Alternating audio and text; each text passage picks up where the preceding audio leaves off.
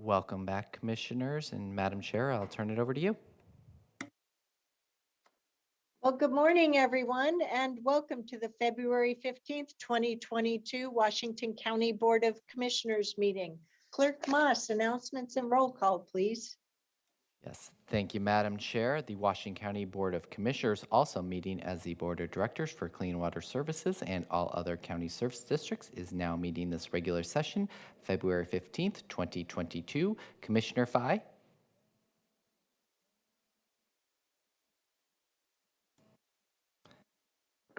Here. Commissioner Willie? Here. Chair Harrington? Here.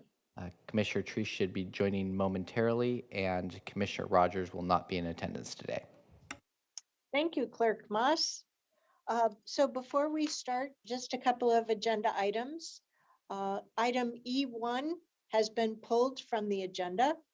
Item E4 was moved from the consent agenda to the public hearing section of the agenda. And item C7 is moved off of the consent agenda to the action section of the agenda. So next we'll move on to public communication. Clerk Moss, do we have anyone who would like to speak with us this morning? Yes, we do, Madam Chair. We have Dale Feek. Dale, can you hear us? Yes. Kevin, can you hear me? Yes, we can. Please go ahead for up to 2 minutes. Thank you. Madam Chair, Harrington, Commissioners, and County Administrator Tanya Angie. I'm Dale Feek, Chair of Washington County Citizen Action Network. I sent you an email. Perfluorinated chemicals, PFAS, PFOS, are substances are forever chemicals and have serious health effects on humans. You find them mainly in airports, semiconductor manufacturing sites, and landfills. So I have 3 questions. 1, who owns Hillsboro landfill? Who manages it? And who will be held responsible for any cleanup that will be required? Question 2, do local limits written by Clean Water Service need to be included in any permits for Hillsboro landfill or other facilities that have perfluorinated chemical substances enter into stormwater or other places that Clean Water Service has sampled? Question 3, how are the substances entering the stormwater or the site that Clean Water Service has sampled now being addressed? So I said to staff too, so I doubt if you commissioners know the answers to those questions, but I'd appreciate if staff would seek them out and get back to me. And then the last comment I want to make has to do with the meeting of Clean Water Services having to do with reuse and recycling of wastewater. For 3 to 4 years during the summer, the settling ponds water at Forest Grove Fernhill site have been diverted to Rock Creek because of the temperature is too high and the oxygen levels are too low. I appreciate a report on the situation in much more detail. So that's just a request. Okay, and I set my own timer. Time's up. Thank you. Thank you, Thank you, Feek. Mr. Feek. We'll make sure that across the 2 agencies, you get a coordinated response to your various questions. Thank you. Would any other members of the public like to provide comment for up to 2 minutes? Please raise your hands. Right, not seeing any additional hands, Madam Chair. Madam Chair, I apologize for being late. I just wanted to register that I'm here. Thank you, Commissioner Treese. Next, we'll move on to our consent agenda. Today's consent agenda consists of 13 items, 2 sets of minutes, 2 items from Clean Water Services, 4 items under Land Use and Transportation, 1 item under County Administrator, 1 item under Sheriff's Office Support Services, 3 items under Support Services. What are the wishes of the Commission with regard to the consent agenda? We have a motion from Commissioner Treese, a second from Vice Chair Willie. All those in favor, please vote by raising your hand or saying aye. Thank you, Commissioners. Any opposed? The motion carries unanimously 4-0. Next, we'll move on to boards and commissions. And this is with regard to the Public Health Advisory Committee member appointments. And pardon me a minute here. Ms. Bowman Davis, would you like to make a brief staff report? Thank you, Chair Harrington. If it would be okay, I'd like to turn it over to Ms. Mantle. Wonderful. Yes, thank you. Good morning, Chair Harrington, commissioners. We're pleased to be here before you today. The Public Health Advisory Council has one current opening due to resignation and 3 members with terms expiring January 31st, seeking reappointment. So we're here today with our requested action would be to appoint Afam Okoyo to the Public Health Advisory Council for the term of March 1st, 2022 through January 31st, 2023, and to reappoint Rachel Arnard, Larza Thomas, and Robin Bousquet to the Public Health Advisory Council for the term of February 1st, 2022 through January 31st, 2026. And we are happy to entertain any questions that you have. Thank you. Commissioners, any questions? Do we have a motion to approve those recommendations? Thank you, Vice Chair Willie and Commissioner Treese. We have a motion and a second. All those in favor, please vote by raising your hand or saying aye. Thank you, commissioners. Any opposed? The motion carries unanimously 4-0. Next, we will move on to public hearings. We have just 2 of them. No, excuse me, 3 of them today. The first one will be with regard to approving the transfer of 3 county-owned properties to West Tuality Habitat for Humanity. So at this stage of the game, I need to open a public hearing. Actually, I just need to check, were we supposed to have a staff report on this item first? I didn't catch you joining us until the last minute there, Mr. Wyman. Okay, so I'm gonna close the public hearing for a moment and redo that after the staff report. Oops, you're on mute still. And I know you have important things to say. Thank you, Chair Harrington. Good morning, Chair Harrington and commissioners. For the record, my name is Greg Wyman. I'm the real property manager here at Washington County. I will be presenting a brief staff report this morning on the public hearing agenda item to propose transfer of 3 county-owned properties to West Tuality Habitat for Humanity.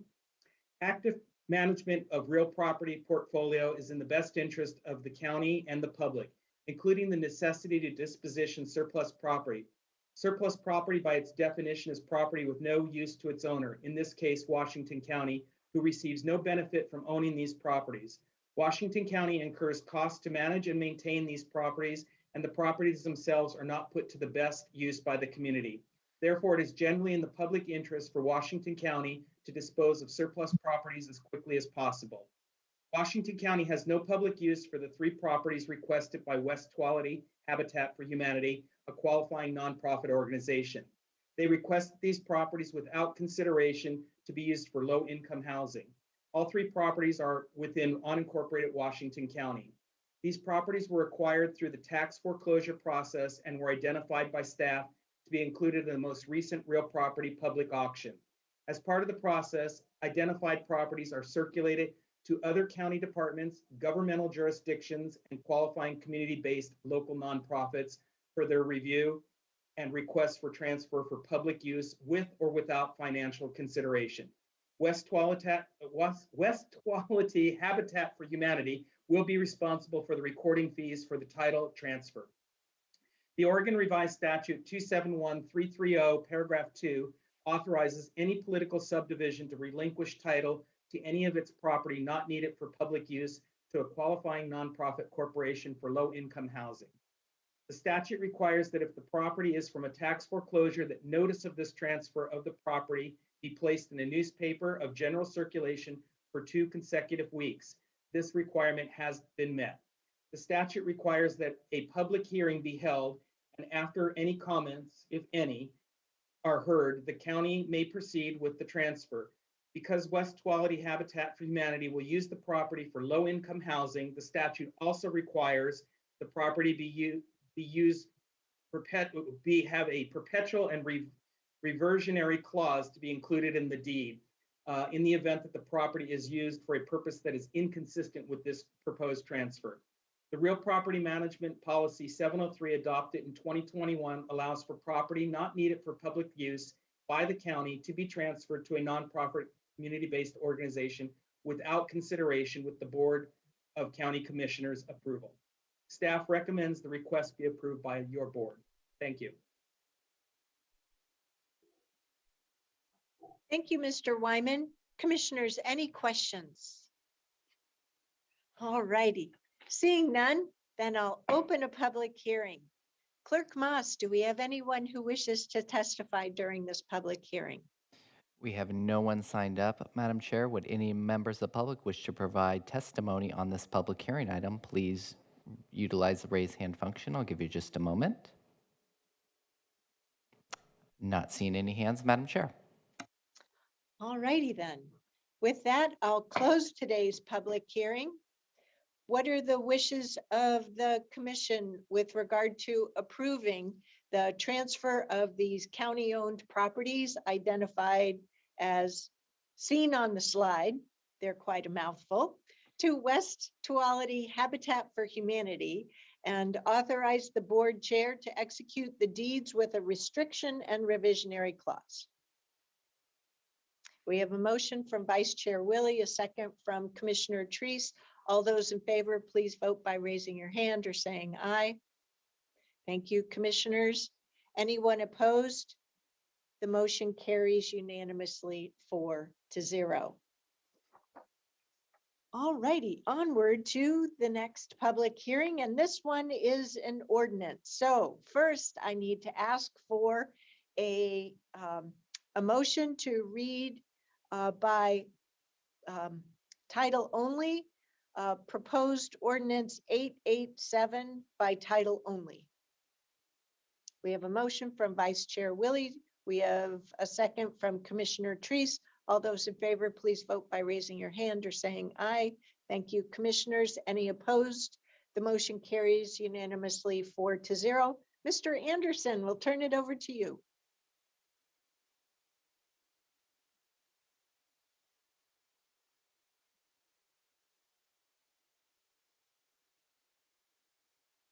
I have to unmute.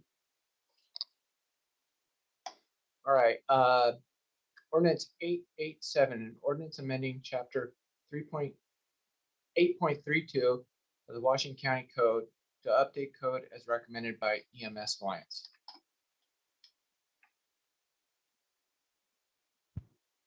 Now I muted myself. Thank you, Mr. Anderson. Next, we'll have a staff report.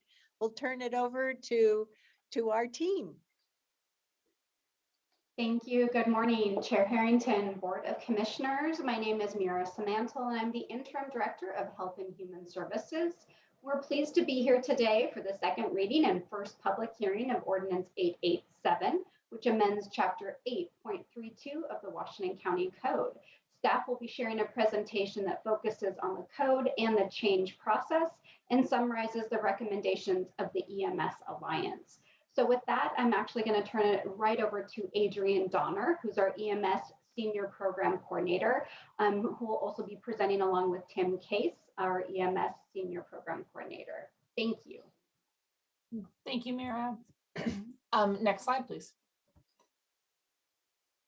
Today we're going to do a brief overview of the code, of the process that we go through to recommend the changes to the code, and of course hold a public hearing and request the adoption of the proposed ordinance. Next slide. So briefly, the Emergency Medical and Transportation Services Code 8.32 works to create a uniform countywide system It also regulates emergency and non-emergency ambulance and wheelchair car transport services in the intent to protect the health and safety and welfare of people who need those services. We also work to promote the efficient, effective, and safe transportation across the system. Of course, the Board of County Commissioners approves the county codes. We work with our partners in the emergency medical system, our EMS Alliance board members and their delegates to look at these documents and recommend changes and review recommended changes prior to today. Next slide. Our process so far has really began in the summer of 2020 when we looked to update all the EMS governance documents. We, in the fall of 2020, we had minor changes to code to recognize the EMS Alliance. And then from that point to now, we've been working with them to do a deep dive into this, to code 8.32. And then we are also reviewing the other EMS governance documents at the same time to modernize them and bring them up to a good level. Next slide. For the record, the people who are involved in the EMS Alliance and in the smaller work group who looks at our governance documents and reviews recommended changes or recommends changes are all the fire agencies in Washington County, as well as Metro West Ambulance. We work to get public or system utilizers involved as well, people who use our system, but don't necessarily represent one of the partners within the system. And then, of course, members from the county EMS program are on these work groups as well. And then finally, when the work group is done looking through the document and recommending changes and wordsmithing, it goes back to the governing board for the EMS Alliance for final review. Any questions, any items that need to be taken back and re-looked at, and then we come to this point where we're bringing the final recommended changes to you. Next slide, please.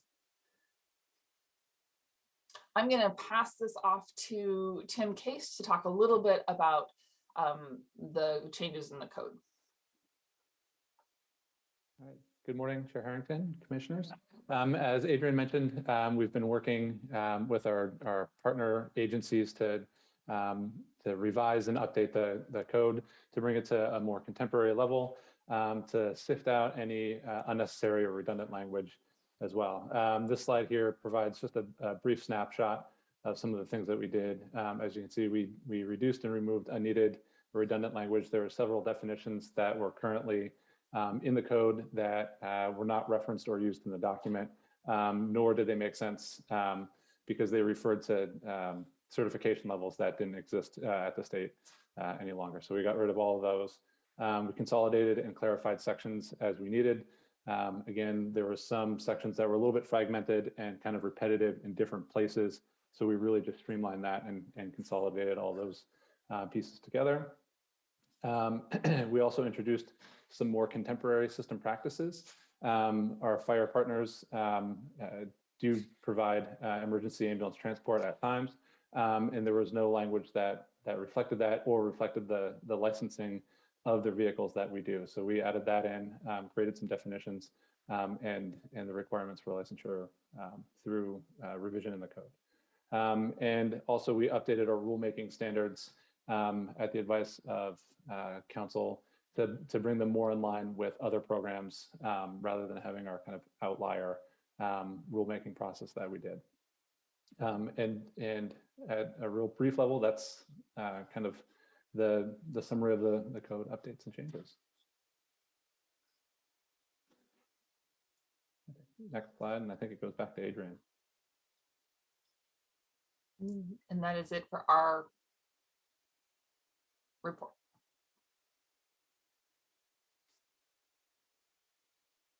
Commissioners, any questions? Seeing none, I'll open a public hearing. Clerk Moss. Yes, thank you, Madam Chair. We do not have any members of public signed up in advance. Would any members of public wish to testify on this public hearing? Please utilize the raised hand function. Give you just a moment. Not seeing any hands, Madam Chair. All righty. With that, then I'll close the public hearing. What are the wishes of the commission with regard to having a motion to adopt Ordinance 887 to amend Chapter 8.32 of the Washington County Code to update code as recommended by the EMS Alliance? Is there a motion? There is a motion from Vice Chair Willie. Is there a second? There's a second from Commissioner Fye. Clerk Moss, roll call, please. Yes, Madam Chair. Commissioner Fye, Yes. Commissioner Treese, Yes. Vice Chair Willie, Yes. Chair Harrington. Yes. Thank you, commissioners. The ordinance passes on a vote of 4-0. Next, we'll move on to consideration of the annexation of 4 tax lots and the right-of-way totaling approximately 9 acres to Clean Water Services. Do we have a staff report on this proposal?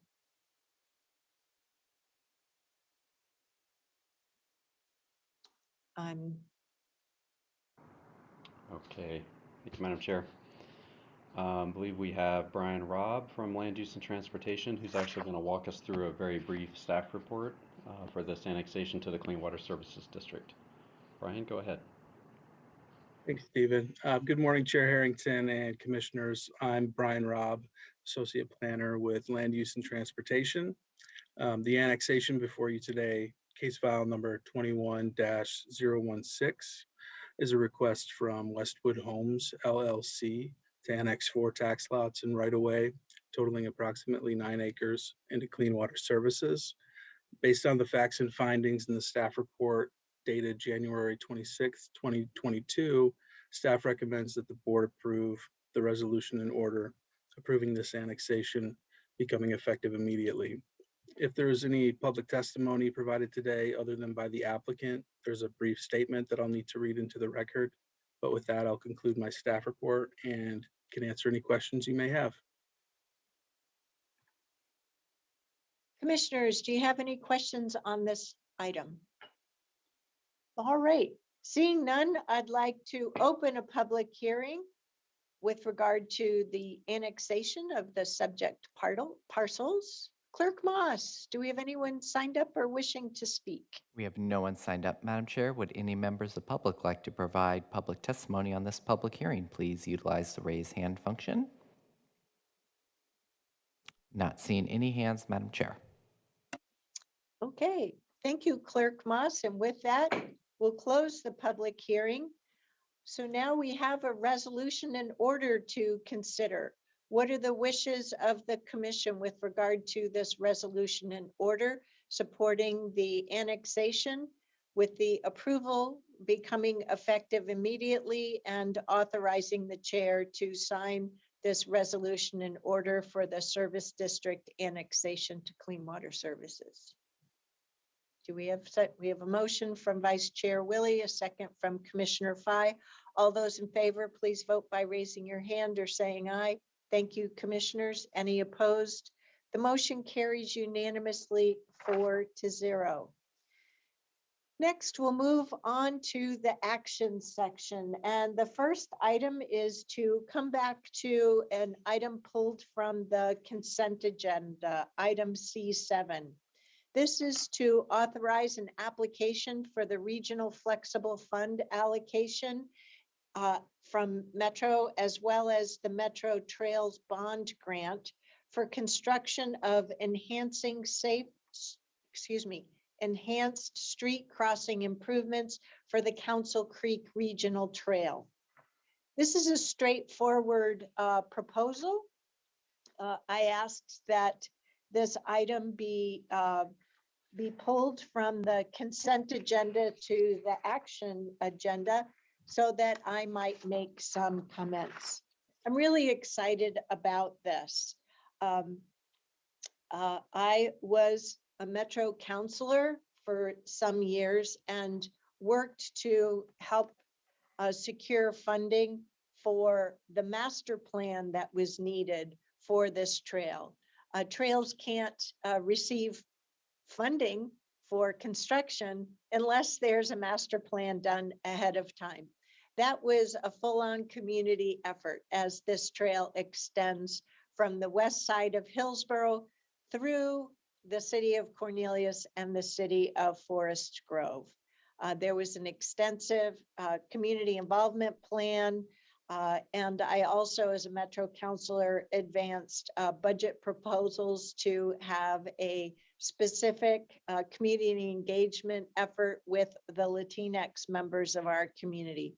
All of that culminated in the 2015 master plan that was adopted.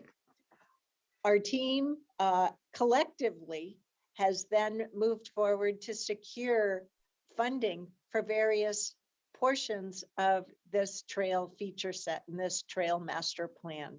And I'm just really excited to see this additional funding solution added to the puzzle so that we can get to a completed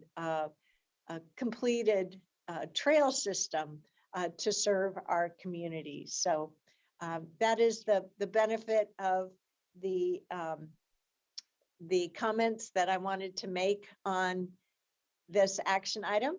I wanted to make sure that I had the opportunity to do so. So those were my comments. Were there any other comments that commissioners or staff wish to share at this time? Seeing none, what are the wishes of the commission with regard to authorizing this application? Do we have a motion? We have a motion from Commissioner Treese, a second from Vice Chair Willie. All those in favor, please vote by raising your hand or saying yes. Thank you, commissioners. Any opposed? The motion carries unanimously 4-0. Next, we will move on to the next action item. Whoops, excuse me here. And that is a resolution and order approving a rule clarifying the scope of Ordinance 878. Ms. Samantel and Ms. Bowman Davis are here to give us a brief staff report as well as our legal counsel, Mr. Brad Anderson. Take it away. Thank you, Chair Harrington. So good morning again, Chair Harrington, Board of Commissioners. For the record, my name is Mira Samantel, the Interim Director of Health and Human Services, and along with me today is Marie Bowman Davis, our Public Health Division Manager. So as you said, we're here today for a resolution and order approving a rule to clarify the scope of Ordinance 878. So there's been some uncertainty whether 878 restricts the sale of cannabis. So local governments are preempted from certain restrictions on retail cannabis industry by state law. So the purpose of this proposed resolution and order is to adopt a rule that clarifies the scope and makes clear that the board did not intend to restrict the sale of cannabis. Staff are here today recommending that your board adopt this rule. And that is the end of our very brief staff report, but we are happy to answer any questions that you may have. Commissioners, are there any questions? Seeing none, what are the wishes of the commission with regard to approving this resolution and order approving a rule that clarifies the scope of Ordinance 878? We have a motion from Vice Chair Willie. Do we have a second from Commissioner Fye? All those in favor, please vote by raising your hand or saying yes. Thank you, commissioners. Any opposed? The resolution and order passes unanimously. Next, we'll move on to an acknowledgement of the guiding principles objectives and definitions for the Washington County Equity Framework for Community Engagement, MSTIP 23 through 28. Turn it over to Mr. Roberts and team for presentation. Thank you again, Madam Chair. Stephen Roberts, Director of Land Use and Transportation. Aaron Wardell from our team is actually just going to run through a pretty brief presentation with you, and then we'll be happy to answer any questions that you have. Thank you. Good morning, Chair and Commissioners. My name is Aaron Wardell, and I am the Principal Transportation Planner here at the county. Next slide, please. We are here today to review and acknowledge the guiding principles, objectives, and definitions from our MSTIP 2328 Funding Allocation Equity Framework. Your board had a presentation on this material at your January 11th work session and directed staff to bring it back for board acknowledgement. Next slide. As a reminder, the purpose of this equity framework is to equip our team to implement community engagement processes that lead to equitable long-range plans and equitable outcomes for our transportation projects. We are using this framework to identify ways to address barriers that prevent historically marginalized groups from meaningful participation in our processes and to deepen really all of our understanding of who is considered an equity priority community and how to effectively engage with them. Next slide. The guiding principles behind this framework is to derive from regional best practices and include inclusion of diverse perspectives by identifying barriers to engagement and implementing strategies that break those down, to use timely and effective communication with all of our community members, our community-based organizations, and our identified key stakeholders, to be transparent in our decision-making, and to use clear mechanisms for our accountability to the community. Next slide. The objectives of this equity framework are to increase opportunity for community input and prioritize diverse and historically excluded communities in that process, to provide our community members with consistent and accessible information about how their feedback informs our decision-making processes, to use that community input and feedback to inform our processes, and to reflect community input in our staff reports and recommendations. Next slide. The equity framework includes key definitions, including definitions for equity, racial equity, and inclusion.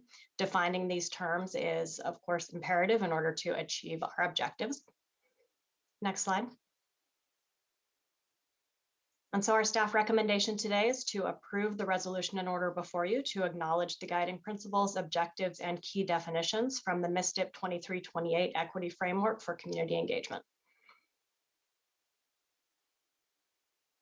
Thank you, Ms. Wardell. Commissioners, do you have any questions or comments? Commissioner Fai's off camera, so I don't think she does either. Okay.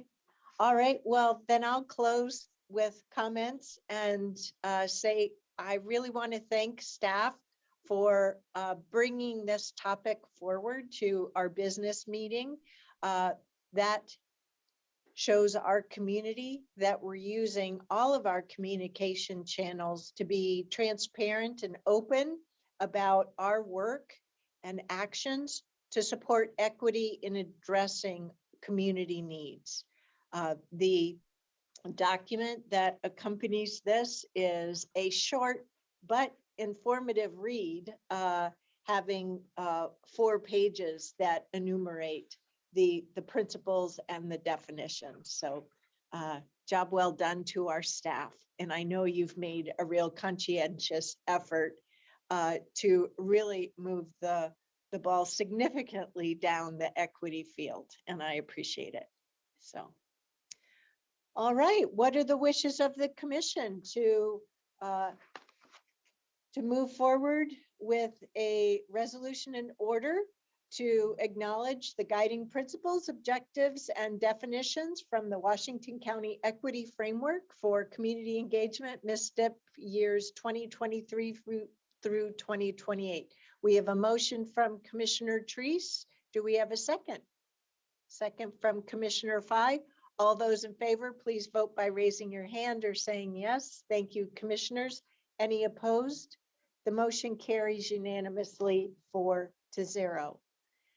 That brings us to the end of the action section of our agenda today. So here we are at our second opportunity for community engagement. Clerk Moss, do we have anyone who wishes to engage with us in this section of our agenda? We have no one signed up, Madam Chair. Would any members of the public like to provide testimony to the board for up to 5 minutes? Please utilize the raise hand function. Not seeing any hands, Madam Chair. All right, thank you, Clerk Moss. So next we'll move on to board announcements. This is when I usually announce the upcoming meetings. So next Tuesday, February 22nd, we'll have a work session in the afternoon starting at 2 and a board meeting in the evening at 6:30.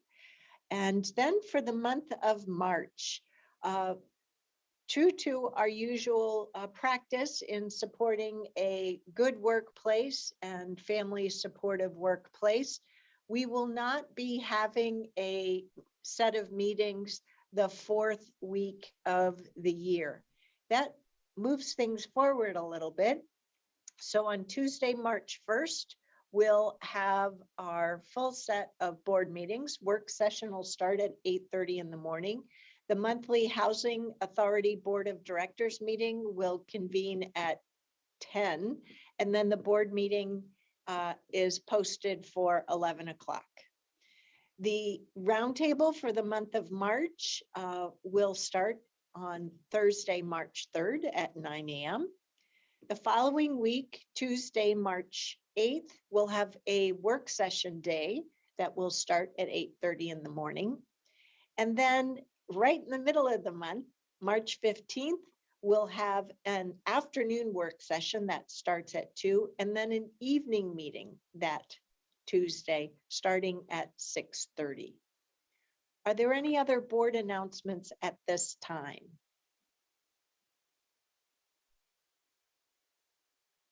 Seeing none, do we have a motion to adjourn the board meeting?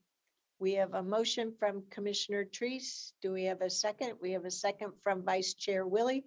All those in favor, please vote by raising your hand or saying aye. Thank you, commissioners. Any opposed? The motion carries unanimously 4-0. We are hereby adjourned. So Madam Chair, we are able, since we are well ahead of schedule, so we're able to move up your GR update. So we just need about 10 minutes to coordinate